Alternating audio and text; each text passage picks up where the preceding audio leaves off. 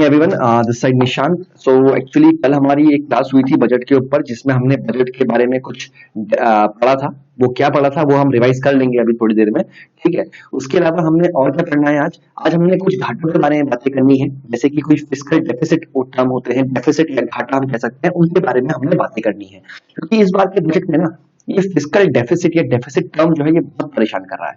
तो पहले हम कल का एक बार रिवाइज कर लेते हैं। देखिए कल की जो कल जिसने मेरे साथ क्लास की है उसको तो ये समझ में आ जाएगा, और ऑनेस्टली जिसने क्लास नहीं की है उसे ये समझ में नहीं आएगा। तो जिन्होंने मेरी पहली क्लास नहीं की है वो प्लीज ये क्लास भी मत देखिए, क्योंकि वो क्लास के बिना आपको ये क्लास समझ में नहीं आएगी, क्योंकि ये बजट का जो है कंटिन्यूएशन है, पार्ट 2। ठीक है, चलिए अब हम शुरुआत करते हैं। हमने कल क्या पढ़ा? बजट एक बाल्टी है। बजट एक बाल्टी है जिसमें कि हम पैसा डालते हैं और हम पैसा निकालते हैं। पैसा कहां से आता है ये पता होना चाहिए, और पैसा कैसे कैसे जा रहा है ये पता होना चाहिए। ये पूरा गवर्नमेंट ऑफ इंडिया जो है अपने बजट प्रोफाइल में हमें दिखाती है कि भाई ऐसे ऐसे पैसे आएंगे और ऐसे ऐसे जो है पैसे जाएंगे। ठीक है, इतना समझ में आ गया। चलिए, ये गवर्नमेंट ऑफ इंडिया हमें दिखाती है। अब क्या है, हमने पढ़ा कि बजट जो है बेसिकली बजट के दो पार्ट होते हैं। जहां से पैसा आ रहा है उसे हम कहते हैं रेवेन्यू, और जहां से पैसा जाएगा उसे हम कहते हैं एक्सपेंडिचर। बिल्कुल समझ में आ गया सर। जहां से पैसा आएगा उसे हम कहते हैं रेवेन्यू, जहां से पैसा जाएगा उसे हम कहते हैं एक्सपेंडिचर। बिल्कुल ठीक है। रेवेन्यू सर दो टाइप के होते हैं। रेवेन्यू जो है वो दो टाइप के होते हैं। एक होता है रेवेन्यू रेसिप्ट्स, ये क्या होता है बताऊंगा अभी आपको। एक होता है कैपिटल रेसिप्ट्स, ये क्या होता है ये भी बताऊंगा, पर कल पढ़ चुके हैं, दोबारा से रिवाइज कराऊंगा, टेंशन मत लीजिएगा। एक होता है रेवेन्यू रेसिप्ट्स, एक होता है कैपिटल रेसिप्ट्स। ठीक है। और एक्सपेंडिचर में क्या होता है? एक्सपेंडिचर में होता है एक सेंट्रल स्पॉन्सर्ड स्कीम और दूसरी होती है सेंट्रल सेक्टर स्कीम। ठीक है, दो इसमें होती है। अब सर रेवेन्यू रेसिप्ट जो है ना ये दो पार्ट में डिवाइड होता है। एक इसे हम कहते हैं टैक्स और एक कहते हैं नॉन टैक्स। वही कैपिटल रेसिप्ट जो है ये भी दो पार्ट में डिवाइड होता है। एक हम कहते हैं डेप्थ, एक हम कहते हैं नॉन डेप्थ। ठीक है, इतना आपको समझ में आ गया सर? ठीक है। अब एक्सपेंडिचर जो है ये मैं थोड़ा सा कंफ्यूज कर गया यहां पर। एक्सपेंडिचर जो है बेसिकली वो होता है स्कीम में, ये स्कीम्स में आता है, और स्कीम्स दो टाइप की होती है। ठीक है, ये होती है। और एक्सपेंडिचर दूसरा होता है टीईओ, जिसे हम कहते हैं ट्रांसफर एस्टेब्लिशमेंट एंड अदर्स। ठीक है, ठीक है, ये दो स्कीम्स में आता है, मतलब बेसिकली ये एक ही पार्ट है, ये दोनों एक ही पार्ट है और ये अलग पार्ट है। चलिए अब थोड़ा सा आगे बढ़ते हैं। आगे कैसे बढ़ते हैं? रेवेन्यू, पैसा कहां से आ रहा है? Revenue रेसिप्ट्स, capital रेसिप्ट्स। रेवेन्यू रेसिप्ट्स क्या होती है? बात आती है सर रेवेन्यू रेसिप्ट्स क्या होती है। रेवेन्यू रेसिप्ट्स में क्या होता है, हमारी कोई भी लायबिलिटी नहीं होती, लेकिन हमारे एसेट्स जो है वो बढ़ते हैं। ठीक है, ये क्या होता है मैंने कल बताया है, नहीं समझाऊंगा अभी। लायबिलिटी जो है हमारी बिल्कुल नहीं बढ़ती और एसेट्स जो है बढ़ते हैं। मतलब टैक्स, टैक्स एक बार आ गया हमें वापस नहीं करना, गवर्नमेंट उसे वापस नहीं करेगी, तो गवर्नमेंट की कोई लायबिलिटी नहीं है वो। जैसे फॉर एग्जांपल मैं बैंक में पैसा जमा करने गया, बैंक ने मेरा पैसा डिपॉजिट किया, कल के दिन में अगर मैं बैंक में जाऊंगा कि भाई मेरा पैसा वापस करो, तो बैंक इज लायबल टू पे माई मनी बैक। बैंक को मेरे पैसा जो है वापस करना पड़ेगा। वेरिंग टैक्स जो गवर्नमेंट देती है कहीं वापस करते हैं? नहीं करते हैं। वैसे ही non tax, non tax sir क्या हो गया? नॉन टैक्स कुछ भी हो सकता है सर। हमने लोगों को लोन दिया है, वहां से इंटरेस्ट आ रहा है, वहां से इंटरेस्ट आ रहा है, वो एक नॉन टैक्स है, वो भी वापस नहीं करना हमें, वो भी एक नॉन टैक्स है। कोई फीस लग गई या फाइन लग गया सर, वो भी एक नॉन टैक्स है। पीएसयू जो प्रॉफिट देती है सरकार को, वो भी एक नॉन टैक्स का जो है पैसा वहां से आ रहा है। तो आई गेस टैक्स और नॉन टैक्स जो है रेवेन्यू रेसिप्ट का भाग है, ये आपको समझ में आ गया है। ठीक है, चलिए दूसरा क्या है? कैपिटल रेसिप्ट्स। ये होती है डेप्थ और नॉन डेप्थ। डेप्थ क्या होता है? दिख रहा है, डेप्थ मतलब होता है उधार। डेप्थ मतलब होता है सर उधार, और उधार हम लेते हैं अलग अलग संस्थाओं से, चाहे वो हम इंटरनल बोरोइंग कर सकते हैं या फिर हम एक्सटर्नल बोरोइंग करेंगे। समझ में आया? डेप्थ का बेसिकली मतलब हो गया उधार, उधार मतलब क्या है, या तो हम इंटरनली बोरो करेंगे या हम एक्सटर्नली बोरो करेंगे। ठीक है। दूसरा आता है नॉन डेप्थ। नॉन डेप्थ क्या है कि हम उधार नहीं ले रहे हैं, हम उधार नहीं ले रहे हैं, लेकिन हम कहीं ना कहीं अपने जो चीजें हैं उसको डिसइन्वेस्ट कर रहे हैं। चीजें हमारी ही हैं, उसको डिसइन्वेस्ट कर रहे हैं। ठीक है, चीजें हमारी ही हैं, उसको डिसइन्वेस्ट कर रहे हैं। उधार नहीं हो रहा है, लेकिन हमारी जो हमारी संपत्ति है वो कम हो रही है, और जब संपत्ति कम होगी तो हमारे एसेट्स क्या हो रहे हैं, कम हो रहे हैं। लायबिलिटी भी बढ़ रही है, हमें उसको पे नहीं करना है वापस, लेकिन इससे क्या हो रहे हैं, हमारे एसेट्स जो है घट रहे हैं। तो नॉन डेप्थ में क्या होगा, हमारे एसेट्स घट रहे हैं।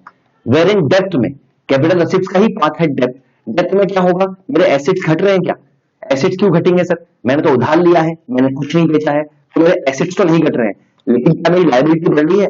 हाँ सर बिल्कुल बढ़ रही है, आपने उधार लिया है, कल आपको उधार पे भी करना पड़ेगा। जी बिल्कुल, तो क्या होगा, मेरी लायबिलिटी बढ़ रही है। रेवेन्यू रेसिप्ट के केस में क्या होता है, लायबिलिटी में कोई फर्क नहीं है, एसेट्स बढ़ते हैं। कैपिटल असेट्स में दो भाग हैं, डेप्थ और नॉन डेप्थ। डेप्थ में क्या है, लायबिलिटी बढ़ती है। नॉन डेप्थ में क्या है, एसेट्स जो है घटते हैं, लायबिलिटी वहीं की वहीं रहती है। ठीक है, ये आपका हो गया टैक्स, नॉन टैक्स, डेप्थ और नॉन डेप्थ। इतना समझ में आ गया सर आपको। ठीक है, चलिए इतना समझ में आ गया। अब दूसरा बात करते हैं हम, एक्सपेंडिचर। एक्सपेंडिचर में हमने कहा सर टीईओ, एक हम कहते हैं ट्रांसफर, ई से होता है एस्टेब्लिशमेंट, ओ से होता है अदर्स, और central sector schemes, centre sponsored schemes. Centre sponsored schemes क्या होती है, सेंटर स्पॉन्सर्ड स्कीम क्या होती है, इसमें स्टेट और सेंटर दोनों कंट्रीब्यूट करते हैं। वेरिंग जो सेंटर सेक्टर स्कीम होती है उसमें क्या होता है, उसमें स्टेट कंट्रीब्यूट नहीं करता, सिर्फ सेंटर कंट्रीब्यूट करता है, और सेंटर ही उसे एग्जीक्यूट करेगा। वेर यहाँ स्टेट और सेंटर दोनों कंट्रीब्यूट करेंगे, डिफरेंट डिफरेंट रेशियो होता है डिफरेंट डिफरेंट स्टेट के लिए, तो उसमें सेंटर और स्टेट दोनों कंट्रीब्यूट करेंगे, और इसको स्टेट में एग्जीक्यूट कौन करेगा, वो करेगा आपका स्टेट ही करेगा, लेकिन यहां सब कुछ सेंटर ही करता है। अब ट्रांसफर में क्या है सर, जो फाइनेंस कमीशन कहता है ट्रांसफर कर दो लोकल बॉडीज को। एस्टेब्लिशमेंट क्या है, जो सरकार ने चीजें स्थापित की है। फॉर एग्जाम्पल मैं एक फोर्स मेंबर हूं, तो मेरी सैलरी कौन पे करेगा, सरकार। सरकार के द्वारा स्थापित की गई ये फोर्स है, सेंट्रल फोर्स है जो सरकार के द्वारा स्थापित की गई है, सीएपीएफ, उसको सैलरी कौन देता है, सरकार देती है। तो ये क्या है, सरकार देगी सैलरी। पेंशन हो गई सर, और अन्य चीजें इसमें होती हैं। अदर्स में कुछ नहीं होता है। अदर्स में क्या है, अगर हमारे पीएसयू गंदा काम कर रहे हैं तो उसको हम पैसे देंगे, ठीक है, उसको हम लॉस से उभारेंगे। इसके अलावा हम इंटरेस्ट पेमेंट, अब यहां क्या था कि यहां तो हमने कहा रिसिप्ट में क्या होता है, पैसा आ रहा है। रिसिप्ट में क्या होता है, ये देखिए पैसा आ रहा है। और जब पैसा आ रहा है तो इंटरेस्ट भी आ रहा होगा, और जब इंटरेस्ट आ रहा है तो ये इंटरेस्ट कौन सा था वाला इंटरेस्ट, ये था जो कि हमने उधार दिया था और हमें उसका इंटरेस्ट मिल रहा है। लेकिन एक्सपेंडिचर में क्या होगा, लेकिन एक्सपेंडिचर में क्या होगा, एक मिनट दीजिएगा सर। ठीक है, I am sorry for the disturbance. तो हम क्या बात कर रहे थे सर, हम बात ये कर रहे थे कि पीएसयू जो है, रुक जाइए एक बार रिकवर करने दीजिए सर, ये अननेसेसरी कॉल आ गया था, एक मिनट दीजिएगा। हाँ ठीक है, हम बात कर रहे थे इंटरेस्ट पेमेंट की। तो यहाँ पर इंटरेस्ट पेमेंट है ना आपका, ये इंटरेस्ट पेमेंट वो है जो हमने उधार लिया है, जो उधार हमने लोगों से लिया है, ये उसका इंटरेस्ट पेमेंट है, तो हमें इंटरेस्ट पेमेंट करना है यहाँ पर। ठीक है, तो ये वो इंटरेस्ट पेमेंट है।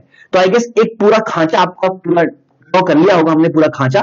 इस पूरे खांचे को एक बार प्यार से हम ड्रॉ कर लेते हैं कि भविष्य में इसको लेके आपके अंदर कोई भी संदेह ना हो।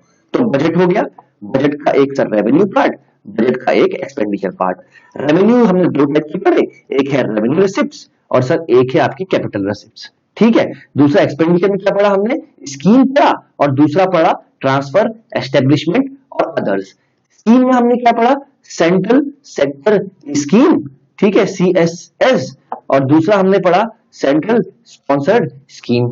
ठीक है, ये क्या है आपका, ट्रांसफर, एस्टेब्लिशमेंट, अदर्स। ठीक है, रेवेन्यू रेसिप्ट्स क्या होती है सर, दो टाइप की होती है। रेवेन्यू रेसिप्ट्स क्या होती है, दो टाइप की होती है, टैक्स और नॉन टैक्स। कैपिटल भी दो टाइप की होती है, डेप्थ और नॉन डेप्थ। आई गेस इतना आपको पूरा का पूरा क्लियर हो गया होगा। एग्री मैं करता हूं आपसे कि आपको क्लियर हो गया होगा। अब एक बार जरा बजट की प्रोफाइल चेक करते हैं सर। ठीक है, अब जरा एक बार बजट की प्रोफाइल चेक करते हैं सर। ठीक है, ये इरेज कैसे होता है, पहले मैं ये देख लूं एक बार।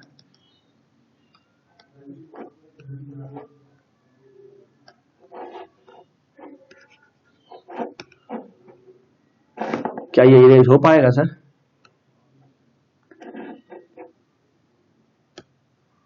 एक बार देखते हैं, दोबारा खोल लेते हैं सर, एक बार दीजिएगा। हमारे पास तो है वैसे ये, हमारे पास तो वैसे ये है, एक मिनट दीजिएगा। यही है बजट प्रोफाइल। एक मिनट दीजिएगा, पहले नेट बंद किया जाए, वरना नेट चलते रहेंगे तो हमारे पास नोटिफिकेशन आता रहेगा।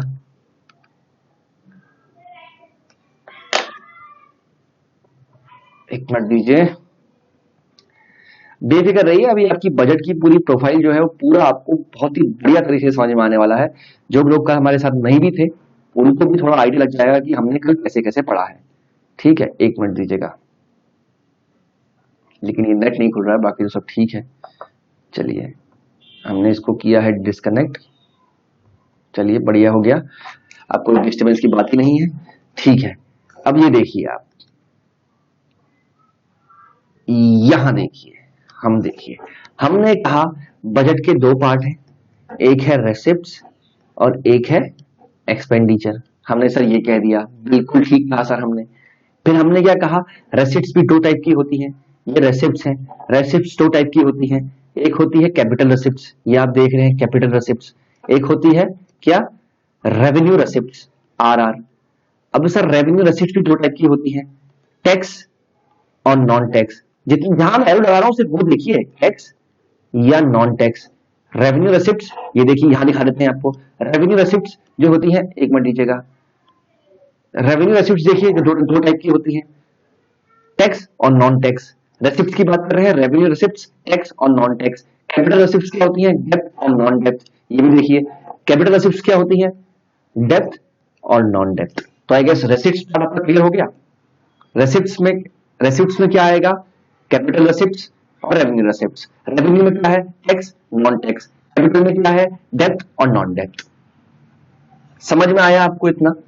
ठीक है, हम आते हैं स्कीम्स में, एक्सपेंडिचर में। हमने कहा स्कीम होती है, दूसरा होता है TEO, transfer establishment and expenditure and other expenditure. Schemes में क्या होता है, एक होती है सेंट्रल सेक्टर स्कीम, सेंटर पैसा देती है, सेंट्रल लागू करती है, सेंटर रिस्पॉन्सिबल है। एक होती है सेंटर स्पॉन्सर्ड स्कीम, इसमें दो होती है, मतलब कि एक सेंटर और स्टेट जो है दोनों साथ मिलकर इसको पैसा देते हैं। डिफरेंट डिफरेंट पोर्शन में पैसा मिलता है किसी स्टेट को, और इसे स्टेट ही जो है वो एग्जीक्यूट आपका करती है। ठीक है, ये भी आपके समझ में आ गया सर, ये दोनों भी आपके समझ में आ चुके हैं। ठीक है, एक है ट्रांसफर एस्टेब्लिशमेंट एंड अदर्स। ये हमने देखा, मेरा ट्रांसफर क्या है, जो फाइनेंस कमीशन ट्रांसफर कहता है लोकल बॉडीज को, ये ट्रांसफर है।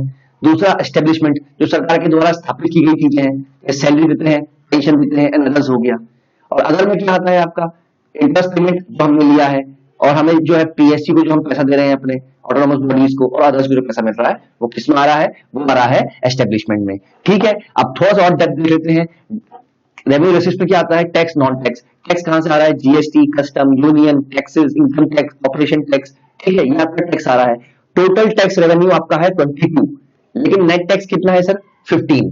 ऐसा क्यों, 22 टैक्स रेवेन्यू है और नेट टैक्स कितना जोड़ रहे हैं हम 15 जोड़ रहे हैं। हम 15 क्यों जोड़ रहे हैं, क्योंकि इसमें से हमने जो है स्टेट का शेयर ऑफ टैक्सेस जो दे दिया है तो 41% है, as per 15 finance commission. As per 15 finance commission 41% taxes जो है स्टेट का शेयर होता है, वो हमने स्टेट को पहले ही बांट दिया है, तो ये हमारे एक्सपेंडिचर में इंक्लूड नहीं होता है। समझ, ये हमारे इस पार्ट में जो है इंक्लूड नहीं होता है। तो नेट टैक्स कितना हो गया, 15.45। और नॉन टैक्स रेवेन्यू कहां से आता है, डिविडेंड जो कंपनी देती है, इंटरेस्ट जो हमने लोन दिया है उस पर जो इंटरेस्ट मिल रहा है, और जगह से आता है। तो 2.43 ये हो गया। ठीक है, तो कितना हो गया सर रेवेन्यू रेसिप्ट आपका, 15, 16, 17, 18 मान लेते हैं। ठीक है, तो सर रेवेन्यू रेसिप्ट आपका कितना हो गया, रेवेन्यू रेसिप्ट हमने मान लिया कितना, 18 मान लेते हैं सर। ठीक है, ये आपका मान लेते हैं हम 18, एक मिनट दीजिएगा, ये हम मान लेते हैं सर 18 मान लेते हैं। हम बात करते हैं कैपिटल रेसिप्ट की। सर कैपिटल रेसिप्ट ये कितनी हो गई आपकी, 15, ये है आपकी 15.05 डेप्थ है। अब डेप्थ कहां से आ रहा है, मार्केट लोन है, हमने डोमेस्टिक लोन उठाया है, एक एक्सटर्नल कमर्शियल बोरोइंग की है। और नॉन डेप्थ में क्या है, हमने डिसइन्वेस्टमेंट किया है, उससे पैसा मिल रहा है। तो टोटल कितना हो गया, डेप्थ नॉन डेप्थ ये हो गया 16.95। तो इसको हम 17 मान लेते हैं, इसको हम 17 मान लेते हैं। तो इसको ऐड कर लीजिए, 10, 20, 28, 38, 37, 37। अब बजट कितना है हमारा, ये कुछ ज्यादा नहीं हो गया सर, ये आपका कुछ ज्यादा नहीं हो गया।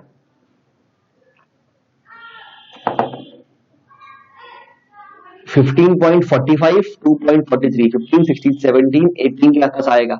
18 और 16, एक मिनट मैं कैलकुलेटर से कैलकुलेट कर लेता हूँ सर, कि मेरी तो मैथ्स बहुत ही सुभान अल्लाह है, तो आप एक मिनट दीजिएगा।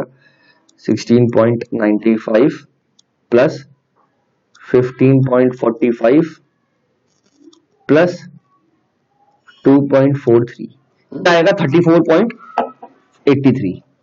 ठीक है, तो बेफिक्र वाली बात नहीं है, हम जीत चुके हैं। ये आएगा 34.83।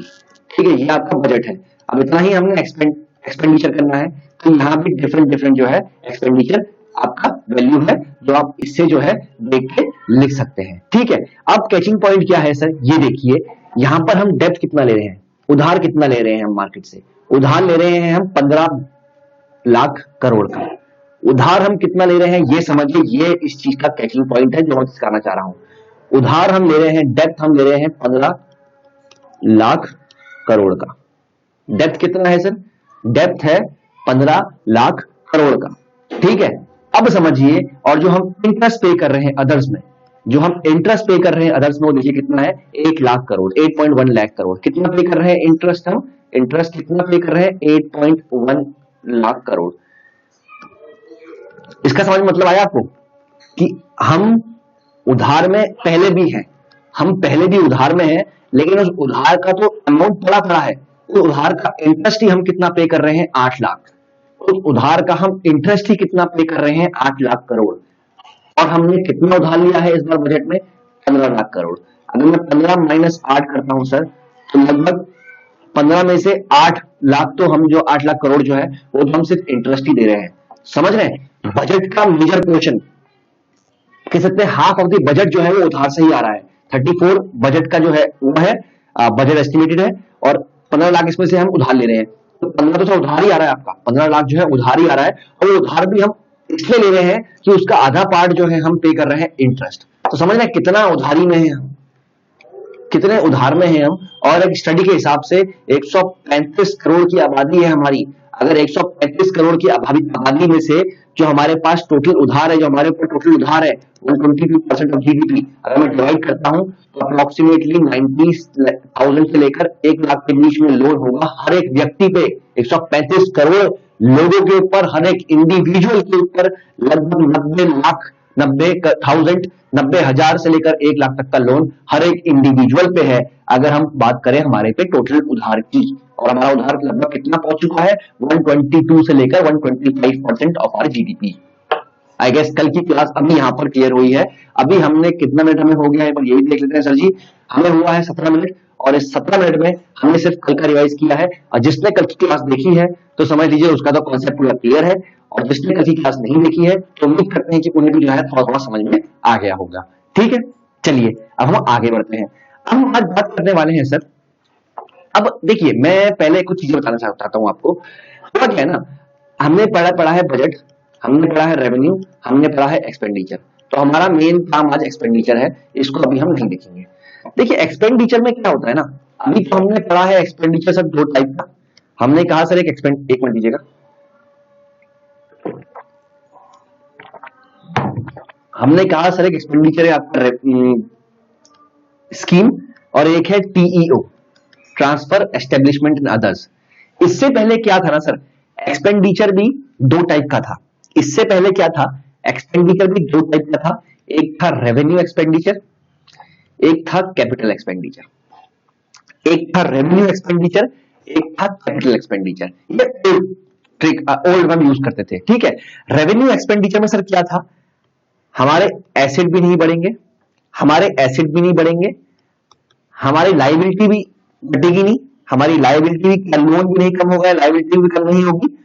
ठीक है, और वेराइज कैपिटल में क्या होता है सर, हमारे एसेट बढ़ते हैं, ठीक है, हमारे जो है लायबिलिटी कम होती है, लोन कम होता है, और हमारी लैंडिंग जो है वो बढ़ती है।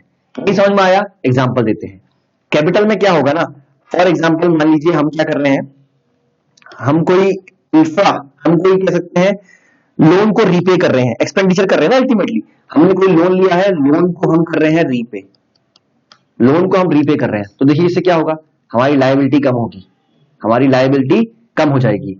इसके अलावा क्या होगा, फॉर एग्जांपल मान लीजिए कि हम लोग क्या है कोई लैंड परचेज कर रहे हैं, हम कोई लैंड परचेज कर रहे हैं, लैंड परचेज कर रहे हैं मतलब पैसा दे रहे हैं, एक्सपेंडिचर कर रहे हैं। लेकिन जब हम लोग लैंड परचेज करेंगे, लेकिन जब हम लोग लैंड परचेज करेंगे तो हमारा एसेट क्या होगा, एसेट तो बढ़ जाएगा। हम पैसा देके लैंड परचेज कर रहे हैं तो हमारा क्या होगा, एसेट बढ़ेगा। और अगर हम लोन रीपे कर रहे हैं तो हमारी जो लायबिलिटी है वो कम हो जाएगी। भले एसेट में कोई फर्क नहीं आएगा और यहाँ पर लायबिलिटी में कोई फर्क नहीं आएगा इंडिविजुअली, लेकिन अगर टोटल में देखें तो एसेट जो है हमारी बढ़ जाती है, लायबिलिटी हमारी कम हो जाती है। लेकिन जो रेवेन्यू एक्सपेंडिचर है, जो रेवेन्यू एक्सपेंडिचर है, इसमें क्या होता है सर, सब कुछ आती है, सब्सिडी आती है सर, इसमें जो हम सब्सिडी प्रोवाइड करते हैं वो आती है, जो हम ग्रांट प्रोवाइड करते हैं, जो हम ग्रांट्स प्रोवाइड करते हैं वो आती है सर इसमें, ठीक है। जो हम ब्याज भुगतान करते हैं, इंटरेस्ट पेमेंट करते हैं सर, वो इसमें आती है, ठीक है। इसके अलावा जो हम खर्चा देते हैं अपनी डिफरेंट डिफरेंट संस्थाओं को, मान लीजिए डिफेंस को, मान लीजिए डिफेंस में, वो हम जो है यहां से प्रोवाइड करते हैं। तो क्या इससे हमारे कोई एसेट बढ़ रहे हैं सर, बिल्कुल नहीं बढ़ रहे हैं। सब्सिडी दे रहे हैं, हमारे एसेट क्या बढ़ रहे हैं, ग्रांट बांट रहे हैं, हमारे एसेट क्या बढ़ रहे हैं, इंटरेस्ट पेमेंट हो रहा है जो हम इन्वेस्ट कर रहे हैं लोगों के पैसे, उससे नहीं हमारे एसेट बढ़ रहे हैं, नहीं बढ़ रहे हैं। और लोन भी नहीं बढ़ रहे हैं, लायबिलिटी नहीं है, लोन है, लोन भी नहीं बढ़ रहा है, इससे हमारा लैंडिंग भी नहीं बढ़ रही है, कह सकते हैं, ठीक है। समझ में आ रहा है सब, ठीक है। डिफेंस क्या है, कहीं ना कहीं डिफेंस जो है हमारा, आप कहेंगे सर डिफेंस में क्या होगा, हमने प्लेन खरीद लिया, हमने प्लेन खरीद लिया, कहीं ना कहीं हमारा एसेट बढ़ गया, कभी उसको हम बेच देंगे। लेकिन समझिए हम अपने यूज किए हुए प्लेन किसी को नहीं बेचते हैं, वो डीकमीशन होते हैं, ठीक है। हम अपने यूज किए हुए प्लेन किसी को नहीं बेचते हैं, वो डीकमीशन होते हैं, या किसी केस में शिप को हम किसी और कंट्री को गिफ्ट के तौर पर दे सकते हैं। तो हम यहाँ बात टेंजिबल आइटम्स की नहीं कर रहे हैं, उसके अलावा डिफेंस में जो भी खर्चा आता है अपार्ट फ्रॉम बिल्डिंग और शिप्स का, उसकी हम यहाँ पर बात कर रहे हैं। तो सर बेसिकली ये तो हो गया है सर पुराना मॉडल, तो जिसकी भी समझ में नहीं आया बड़ी बात नहीं है, सिर्फ इसको लेके कुछ घाटे जब समझाऊंगा मैं आपको, इसको लेके जब मैं कुछ घाटों के बारे में बात करूंगा तो घाटे जो है वो आपको कहीं ना कहीं थोड़ा सा उसका कॉन्सेप्ट जो है यहाँ से आपको सीख पाएंगे, ठीक है। अभी समझ लीजिए कि पहले के टाइम पे हम एक्सपेंडिचर जो है रेवेन्यू एक्सपेंडिचर और कैपिटल एक्सपेंडिचर के तौर पर बात करते थे। कैपिटल में क्या होता है, हम खर्च कर रहे हैं, लैंड परचेज कर ली हमने, लोन रीपे कर दिया, लायबिलिटी कम हो जाएगी, एसेट बढ़ जाएगा। वेर एंड रेवेन्यू एक्सपेंडिचर में क्या होगा, कुछ भी नहीं घटे, कुछ भी चेंज नहीं होगा। ये हम सरकार जो है ऑब्लाइज्ड है, ये करेगी सरकार, सब्सिडी देगी लोगों को, स्टेट को ग्रांट देनी ही देनी है, जो इंटरेस्ट हमने जो लोन लिया है उनको इंटरेस्ट देना ही देना है, डिफेंस के खर्चे के लिए पैसा देना ही देना है, हमारे लोगों को सैलरी देनी देनी है, समझ रहे हैं। तो ये तो सरकार का खर्चा तय है, इससे हमारे कोई एसेट नहीं बढ़ रही और ना हमारी कोई लायबिलिटी कम हो रही है, ये तो हमें देना ही देना है साहब, समझ रहे हैं। तो ये हमारा पहले का तरीका था, इसको थोड़ा मॉडिफाई करके क्या करना है, इस स्कीम और इन चीजों में कर दिया है, ठीक है। अब मैं बात करता हूं घाटे की सर। अब मेरा मेन मुद्दा जो है यहां पर वो है घाटा, समझ रहे। मेरा मेन मुद्दा जो बताने का था आपको वो था घाटा। घाटा कैसे सर, समझिए। अब क्या है, रेवेन्यू रेसिप्ट्स, हमने पहले देखिए, हमने कहा रेवेन्यू रेसिप्ट्स, ठीक है। ये कौन से बजट का है भी देखिए, हाँ ये देखिए रेवेन्यू रेसिप्ट्स, देखिए इस पूरी टेबल अगर आपने समझ ली मेरे साथ में सर, तो समझिए बस, फिर आप बिल्कुल सर ऊंचा करके घूमिएगा कि बजट तो मुझे आता समझ में आ चुका है, ठीक है। तो देखिए रेवेन्यू रेसिप्ट्स एक कौन सी चीज है, अगर कोई मेरा भाई जानता हो तो हमने पहली बात की थी रेवेन्यू रेसिप्ट्स की, क्या बात की थी हमने सर, हमने कहा था भाई साहब कि हमने कहा था भाई साहब कि हम पढ़ रहे हैं बजट, हम पढ़ रहे हैं बजट, बजट में हमने पढ़ा रेवेन्यू और एक्सपेंडिचर, फिर भाई साहब हमने कहा रेवेन्यू हमने पढ़ा क्या, रेवेन्यू रेसिप्ट्स और कैपिटल रेसिप्ट्स, एक्सपेंडिचर में हमने पढ़ा स्कीम्स, हमने पढ़ा टीईओ, ये तो आपको याद होगा सर। तो रेवेन्यू रेसिप्ट्स और कैपिटल रेसिप्ट्स ये किसमें आता है, रेवेन्यू में। अब सर देखिए, देख लीजिए रेवेन्यू रेसिप्ट्स जो है, ये जो इसकी बात कर रहा है, ये क्या है, इसमें हमने दो पढ़े थे, एक तो पढ़ा था टैक्स और एक पढ़ा था नॉन टैक्स। अब देखिए अनुमान है इस बार टैक्स से जो रेवेन्यू आएगा वो 15 लाख करोड़ के आसपास आएगा, समझ रहे हैं, 15 लाख करोड़ के आसपास आएगा। और जो नॉन टैक्स से आएगा वो 2 लाख करोड़ के आसपास आएगा, 100,000 लाख 2 लाख करोड़ के पास आएगा। और जो टैक्स से आएगा कितना आएगा, 15 लाख करोड़ आएगा, समझ में आ रहे हैं। अब एक बार एस्टिमेशन देख लेते हैं सर। पिछले साल 2019-20 में रेवेन्यू रेसिप्ट जो आया था एक्चुअल में कितना था, 16 लाख करोड़। 2021 के बजट का अनुमान था कि कितना आएगा, 20 लाख करोड़ आएगा। लेकिन सर कितना आया, रिवाइज्ड एस्टिमेट कितना है हमारा इस साल का, वो है 15 लाख करोड़। तो 5 लाख करोड़ का घाटा हुआ सर हमें, और अभी अनुमान है अगले साल बजट जो हमारा चल रहा है, करंट जो नेक्स्ट फाइनेंशियल ईयर का बजट जो है, उसमें आपका 17 लाख करोड़ के आसपास आपका रेवेन्यू रिसिप्ट आएगा, जिसमें 15 जो है टैक्स रेवेन्यू है और नॉन टैक्स कितना है, 14 आसपास है, सॉरी आप 2 लाख करोड़ के आसपास है और टैक्स रेवेन्यू 15 लाख करोड़ के आसपास है। पिछली बार से कम क्यों हुआ सर? यहाँ पर सर कम इसलिए हुआ कि कोविड आ गया था। कोविड आ गया था तो टैक्सेस वैसे ही कम हो गए थे सर, और नॉन टैक्स रेवेन्यू भी कम होना था क्योंकि हर एक कंपनी चाहे सरकार में चल रही थी। ठीक है, फिर दूसरी बात करते हैं सर हम कैपिटल रिसिप्ट्स की। दूसरी बात करते हैं सर हम कैपिटल रिसिप्ट्स की। कैपिटल में क्या पढ़ा सर हमने? हमने कैपिटल में पढ़ा कि सेंट्रल सेक्टर स्कीम्स और टीईओ। ठीक है, लेकिन अभी यहां पर हमने क्या पढ़ा, क्या देखना चाह रहे हैं हम कैपिटल रिसिप्ट्स में? कैपिटल रिसिप्ट्स, ये समझिए, कंफ्यूज नहीं होना है सर, कंफ्यूज नहीं होना है। एक है रेवेन्यू रिसिप्ट्स, एक है कैपिटल रिसिप्ट्स। ये पार्ट किसका है? ये रेवेन्यू का ही पार्ट है। कैपिटल में क्या था? डेप्थ और नॉन डेप्थ। समझ में आ रहा है? रेवेन्यू में क्या था? टैक्स और नॉन टैक्स। तो डेप्थ और नॉन डेप्थ इसके बारे में देखते हैं। कैपिटल रिसिप्ट्स में क्या है? डेप्थ, बोरोइंग और अदर लायबिलिटीज हम कितनी कर रहे हैं? डेप्थ कॉस्ट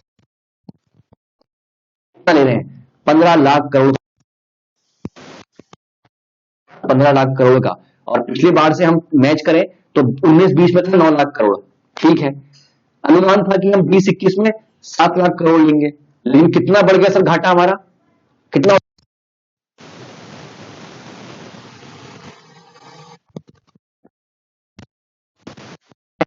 और हमने लिया पिछले साल जो एक लास्ट ईयर जो कोविड के तौर पे 18 लाख करोड़ का उधार लिया है सर हमने। समझ पा रहे हैं आप? 30 लाख करोड़ के अप्रोक्सीमेटली हमारी बजट था पिछली बार का, और 18 लाख करोड़ हमने उधार लिया है, और वो उधार इस बार भी 15 लाख करोड़ के आसपास है। तो जाहिर है सर, किसी महान इकोनॉमिस्ट ने कहा है, कीन्स साहब ने कहा है कि जब भी इकोनॉमी मंदी में हो या अर्थव्यवस्था मंदी में हो तो सरकारों को खुले हाथ से जो है पैसे लौटाने चाहिए। सरकार वही कर रही है सर, इस पर सरकार को हम ब्लेम नहीं कर सकते। ये डेप्थ का हो गया सर, बेसिकली क्या हो गया? ये हो गया डेप्थ। ठीक है, अब ये क्या है सर? ये है नॉन डेप्थ। नॉन डेप्थ में क्या है? हम चीजों ऑफ लोन भी हो सकता है सर, 17+1 16 लाख।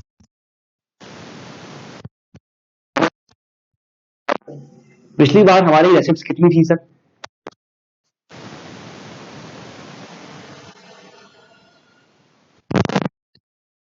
हम चीजों को बेचते भी हैं और हम उधार भी लेते हैं। टोटल कितना था? 18 लाख करोड़। तो है आपको समझ में आ चुका है। हम बात कर रहे थे रेवेन्यू रेसिप्ट्स की, जो है टैक्स और नॉन टैक्स। ठीक है, और ये क्या है? कैपिटल रेसिप्ट्स, नॉन डेप्थ और ये डेप्थ। अब टोटल रेसिप्ट्स क्या हो गई सर? कैपिटल, ये टोटल जो रेसिप्ट हमारी ये कितनी हो गई? ये कितनी हो गई? 34.83।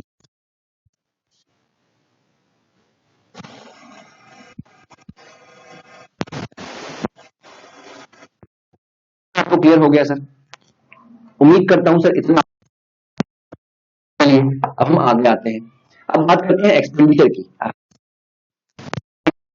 एक्सपेंडिचर में सर क्या है? टोटल एक्सपेंडिचर क्या है आपका सर? या पहले देखते हैं रेवेन्यू, स्कीम्स था एक, और एक हमारा क्या था? ट्रांसफर, एस्टेब्लिशमेंट और अदर्स। लेकिन मैंने कहा ना, एक्सपेंडिचर को हम उस तरह से नहीं गिनते हैं। अभी भी यहां पर पुराना मेथड चल रहा है, एक है रेवेन्यू एक्सपेंडिचर, एक है कैपिटल एक्सपेंडिचर, जो अभी थोड़ी देर पहले मैंने आपको यहां पर समझाया था। Revenue expenditure, capital expenditure. गिनते हम इस चीज को ऐसे हैं, इस समय ऐसे देखते हैं, स्कीम और ट्रांसफर, एस्टेब्लिशमेंट और अदर्स, लेकिन वहां पर हम रेवेन्यू एक्सपेंडिचर और कैपिटल एक्सपेंडिचर के तौर पर ही समझ रहे हैं। ठीक है, तो सर क्या है आपका रेवेन्यू एक्सपेंडिचर? जो आपका है वो कितना है? 29, वो कितना है आपका? 29 लाख करोड़ का। कितना है सर आपका? 29 लाख करोड़ का रेवेन्यू एक्सपेंडिचर। इसमें सर क्या क्या हो सकता है आपका? इसमें आपका क्या क्या हो सकता है सर? ठीक है, इसमें क्या है हमारा? हम कोई इंटरेस्ट पेमेंट कर रहे हैं किसी को, ये सब इसमें इंक्लूड है। हम कोई इंटरेस्ट पेमेंट कर रहे हैं किसी को, हम ग्रांटेड एड दे रहे हैं किसे, मतलब आपदा के समय में हम स्टेट्स को जो है, जैसे मान लीजिए हम किसी स्टेट को कुछ ग्रांटेड एड प्रोवाइड कर रहे हैं, इसमें वो भी आता है। इसके अलावा इसमें क्या क्या आता है ये भी देख लेते हैं सर एक बार। इसमें और क्या आता है? इसमें सब्सिडी प्रोवाइड करती है गवर्नमेंट, वो भी इसमें आता है। कोई खर्चा डिफेंस का, वो भी इसमें आता है, हमारे गवर्नमेंट एम्प्लॉय को सैलरी देना वो भी इसमें आता है। तो ये सब जो है सर, ये सब आपका जो है इसमें दिखेगा। और ये टोटल कितना होगा आपका रेवेन्यू एक्सपेंडिचर कितना होगा, 29 लाख करोड़ का। अभी जो इंपॉर्टेंट है ये 29 लाख करोड़ का आइटम, ठीक है। और कैपिटल एक्सपेंडिचर कितना होगा सर आपका, वो होगा 5 लाख करोड़ का। कैपिटल एक्सपेंडिचर आपका कितना होगा सर, वो होगा आपका 5 लाख करोड़ का। और कैपिटल एक्सपेंडिचर क्या होता है, जैसे कि मैंने लैंड खरीद ली सरकार ने, सरकार ने लोन रीपे कर दिया। अगर सरकार लोन रीपे करती है तो सरकार की लायबिलिटी जो है वो कम हो जाती है, और अगर सरकार लैंड परचेस करती है तो सरकार के एसेट जो है बढ़ जाते हैं। तो कहीं ना कहीं हमारे एसेट बढ़ते हैं, लायबिलिटी कम होती है कैपिटल एक्सपेंडिचर में, समझ रहे हैं। तो क्या होगा यहां पर, क्या होगा आपका 55 लाख करोड़, 5 लाख करोड़ जो है आपका, ये क्या है, ये कैपिटल एक्सपेंडिचर है। तो रेवेन्यू बहुत ज्यादा है, कैपिटल बहुत ही कम है। मतलब कहीं ना कहीं हमारे एसेट्स और लायबिलिटी कम नहीं हो रही है, यहाँ पर बकायदा कोई चेंज नहीं है। सरकार के ऊपर जो है लायबिलिटी देने की बहुत ज्यादा है सर, सैलरी देनी है, ये देना है।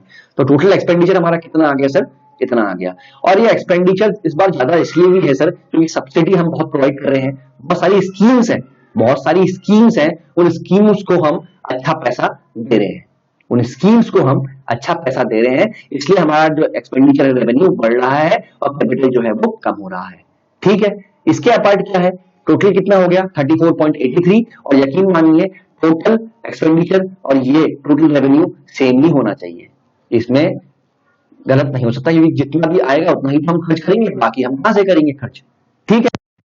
यस, ये भी आपको समझ में आ गया है। एक्सपेंडिचर, रेवेन्यू, एक्सपेंडिचर, एक बार टेबल देख लीजिए, दिमाग से निकलना नहीं चाहिए। एक बार टेबल देख लीजिए, दिमाग से बिल्कुल नहीं निकलना चाहिए। बजट दो टाइप का होता है, रेवेन्यू और एक्सपेंडिचर। रेवेन्यू के दो पार्ट होते हैं, revenue receipt, capital receipt. Revenue receipt के दो पार्ट होते हैं, tax, non tax. Capital receipt के दो पार्ट होते हैं, डेप्थ, नॉन डेप्थ। और एक्सपेंडिचर में दो पार्ट है, स्कीम्स और ट्रांसफर, एस्टेब्लिशमेंट, अदर। स्कीम्स है central sector schemes, central sponsored scheme. और टीओ में ट्रांसफर, एस्टेब्लिशमेंट और अदर्स, ये हमने देखा। फिर हमने कहा सर एक्सपेंडिचर को बेसिकली क्या करते हैं हम, ये स्कीम्स और टीओ के फॉर्म में नहीं लिखते हैं, ये नया फॉर्मेट है। पुराना क्या है, रेवेन्यू एक्सपेंडिचर और कैपिटल एक्सपेंडिचर। जैसे यहाँ है ना, जैसे इसमें लिखा है हमने रेवेन्यू रेसिप्ट और कैपिटल रेसिप्ट, वैसे इसमें हमने कर दिया रेवेन्यू एक्सपेंडिचर और कैपिटल एक्सपेंडिचर। रेवेन्यू क्या है, जो सरकार देती है, सब्सिडी हो गया, ग्रांट हो गया स्टेट्स को, इंटरेस्ट पेमेंट जो हम कर रहे हैं, जिसका हमने उधार लिया है, डिफेंस को जो हम दे रहे हैं, न इससे हमारे एसेट बढ़ रहे हैं, ना इससे हमारी लायबिलिटी कम हो रही है। वेयर लाइक कैपिटल रेसिप्ट क्या है आपकी, जिससे हमारे एसेट भी बढ़ रहे हैं, हमारी लायबिलिटी भी कम हो रही है। जैसे हमने लैंड परचेस कर ली तो हमारा एसेट बढ़ गया, लैंड रीपे, लोन रीपे किया है, उससे हमारी लायबिलिटी जो है वो कम हो गई है। चलिए टाइम देख लेते हैं एक बार, कितना टाइम हो गया है। ठीक है, अभी हमारा कंट्रोल में है सब कुछ। बाकी क्या है, अब आते हैं हम घाटे में। मेन मुद्दा इन घाटों का ही है। मेन क्लास तो सर इन घाटों की थी आज। हम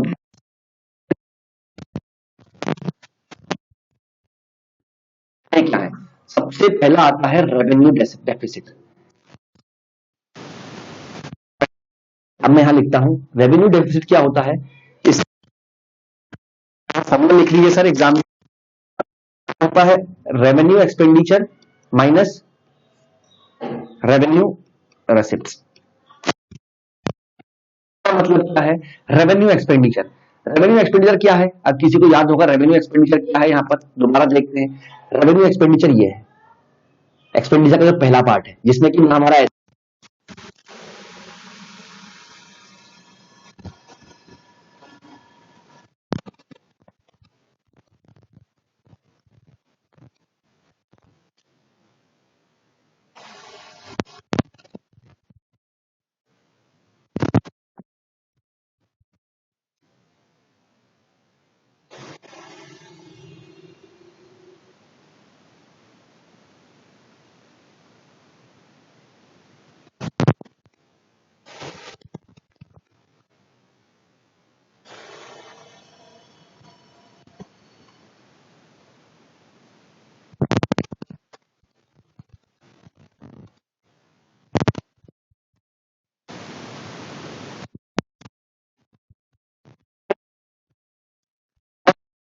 29 लाख का।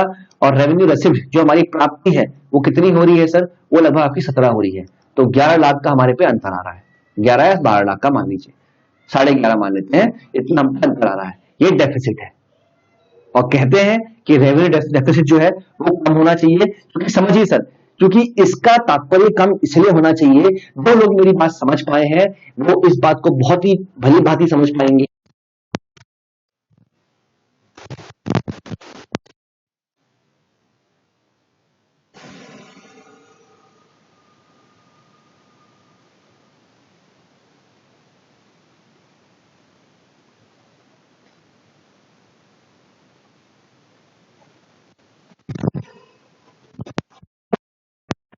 दूसरा है सर आपका इफेक्टिव, दूसरा पॉइंट है सर आपका इफेक्टिव रेवेन्यू डेफिसिट। ये क्या है सर? चौथा तो यही है। इसमें क्या किया हमने? इफेक्टिव रेवेन्यू डेफिसिट में क्या किया हमने? इसमें हमने क्या किया? हमने रेवेन्यू डेफिसिट में से असिस्टेंस टू स्टेट,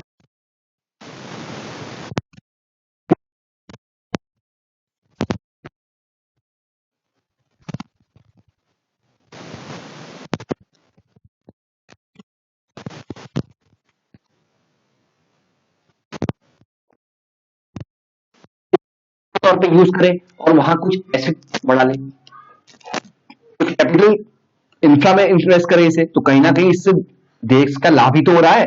तो इसको अगर हम रेवेन्यू एक्सपेंडिचर में गिनेंगे तो ये सही नहीं है। तो क्या करते हैं ये इसको गिनते ही नहीं है। ये इस ग्रांट को हम जो है रेवेन्यू डेफिसिट से माइनस कर देंगे। 14 माइनस 12, 12 क्या है? Grant in aid for creation of capital assets, creation of capital assets, ठीक है। Grant in aid for creation of capital asset जो हम देते हैं स्टेट को, उसमें से रेवेन्यू डेफिसिट जो है माइनस कर दीजिए, तो कितना आता है? 9 लाख करोड़। और असली में जो है, असली में घाटा जो है यही डेफिसिट है, असली डेफिसिट जो है। तीसरा टर्म सर फिस्कल डेफिसिट। इस बार फिस्कल डेफिसिट बजट में बहुत बढ़ गया है, बहुत बढ़ गया है। 100 बात 100 लोग, लेकिन मतलब सबको नहीं पता होगा कि भाई साहब फिस्कल डेफिसिट है क्या। फिस्कल डेफिसिट कुछ नहीं है सर, सिंपल शॉर्ट में मैं आपको बताता हूं कि फिस्कल डेफिसिट क्या है, फिर आप जिंदगी में कभी फिस्कल डेफिसिट पता सर क्या है? फिस्कल डेफिसिट ये खाता है, समझ गए आप? कितना इजी है। फिस्कल डेफिसिट आपका उधार है, फिस्कल डेफिसिट आपका सिर्फ उधार है जो आप एक्सटर्नली या इंटरनली ले रहे हैं, सिर्फ ये डेप्थ है फिस्कल डेफिसिट। कितना है? 15.07। अब देखते हैं जो हम कह रहे हैं वो ठीक भी है क्या नहीं है। फिस्कल डेफिसिट कितना है ये देख लीजिए, 15 लाख। नहीं होनी चाहिए आपको, देख भी लेते हैं। 9 क्या है? Revenue account. 9 क्या है? Revenue account. आप इसको कैलकुलेट कर लीजिए सर, मेरी बात मानिए, इसको आप कैलकुलेट कीजिएगा। अल्टीमेटली आप कहेंगे सर आप सही कह रहे थे, फिस्कल डेफिसिट क्या है? सिर्फ घाटा, घाटा नहीं सिर्फ उधार। हमने इस साल कितना उधार लिया है? इस साल हमने 15 लाख का उधार लिया है। और देखिए पिछले साल हमने कितना उधार लिया था? 18 लाख का उधार लिया था पिछले साल हमने। और हमारा जीडीपी का 6.8% जो है उधार से ही आ रहा है। हमारे जीडीपी का 6.8% है उधार इस टाइम, 15 लाख करोड़, ठीक है। ये हो गया फिस्कल डेफिसिट, जो कि बहुत ही इंपॉर्टेंट है। सबसे ज्यादा इंपॉर्टेंट अगर हम बात करूं, हाईलाइट करूं, तो उसमें ये फिस्कल डेफिसिट ही है। ये आपको हर ईयर का जो है याद होना चाहिए। लास्ट आता है प्राइमरी। कुछ नहीं होता है सर, जब the very first time when I set कि यार इकोनॉमी की हालत देखो, तो ये देख लीजिए, इकोनॉमी की हालत देख लीजिए। यहां पर हमने कहा सर जी डेफिसिट तो हमारा कितना है? 15 लाख। अब इसको हम डेफिसिट नहीं, इसको हम बोलेंगे फिस्कल डेफिसिट। कि हम जान चुके हैं कि फिस्कल डेफिसिट क्या होता है। सर जी फिस्कल डेफिसिट है हमारा 15 लाख, ठीक है सर जी। लेकिन सर जब हम ये ट्रांसफर और अदर्स में देखते हैं, तो हम जो इंटरेस्ट पे कर रहे हैं पुराने लोन का, सर वो तो 8 लाख है। जो पुराने लोन का हम इंटरेस्ट पे कर रहे हैं वो तो 8 लाख है। तो अगर फिस्कल डेफिसिट में से मैं अपना इंटरेस्ट पेमेंट माइनस करता हूं, तो ये आता है प्राइमरी डिपॉजिट। देख लेते हैं सर, फिस्कल डेफिसिट जो है हमारा 16 में से मैं माइनस करता हूं 11 क्या है जो मैं इंटरेस्ट पे कर रहा हूं सर? 8 लाख करोड़। तो कितना आ गया? 6 लाख करोड़। ये आपका क्या है? ये आपका प्राइमरी डेफिसिट है। समझ रहे हैं? 15 लाख करोड़ का मैंने लोन लिया है अपने बजट में, और उसमें से जो है ये मेरे पुराने लोन है, करोड़ का वहां इंटरेस्ट पे कर रहा हूं, ठीक है सर जी। तो आई गेस 4 घाटे जो है, revenue deficit, affective revenue deficit, fiscal deficit and primary deficit, ये आपको अच्छी तरह समझ में आ गए हैं। वो आपको स्टार्ट की उससे सिखाने की। और मैं आपसे यही रिक्वेस्ट करूंगा कि एक बार जो है सर जी आप पहले पिछली वाली क्लास देखिए, तब जाके इस वाली क्लास में आइएगा। नहीं आएगी ऐसा नहीं हो सकता, ठीक है? आपको समझ में ना आए ऐसा नहीं हो सकता, आई एम सॉरी। एक चार है, इसको कंपेयर कीजिएगा, खुद से कीजिएगा। मैं बताऊंगा ना सर, मजा नहीं आएगा। अगर चारों साल का आप कंपेयर करना शुरू हो जाएंगे ना सर, तो आपको इकोनॉमिक किस तरफ जा रही है ना, वहां तक आइडिया हो जाएगा, ठीक है? अब देखिए ये बात तो अनऑफिशियली है। अभी आप समझिए फिस्कल डेफिसिट का इतना घाटा है, फिस्कल डेफिसिट का उधार ले रहे हैं, सरकार इतनी लिबरल पॉलिसीज में जा रही है, तो हमारे वहां क्या है, बाहर का इंस्टीट्यूट जो इन्वेस्टर होता है, जो हमारे शेयर मार्केट में पैसे लगाता है, FII, वो भी इंडिया में आ रहा है। और जिसकी वजह से आप देख रहे हैं निफ्टी और सेंसेक्स जो है रिकॉर्ड ऊंचाइयों में जा रहा है। 50,000 सेंसेक्स पार हो गया, 15,000 आज निफ्टी पार हो गया, समझ रहे हैं? तो चलिए सर, अभी के लिए इस क्लास को विराम देते हैं। बाकी मैं उम्मीद करता हूं कि आप आगे जो है बने रहेंगे, कि बजट के और सारे सेशन भी हम लाने वाले हैं आगे, ठीक है? चलिए अभी के लिए good bye sir, let's see you. तब तक के लिए गुड बाय। और समझिए ये सारे सेशन आपके इंपॉर्टेंट हैं यूपीएससी पॉइंट ऑफ व्यू के लिए, मैं फिर आपसे कह रहा हूं, ठीक है? चलिए बाय।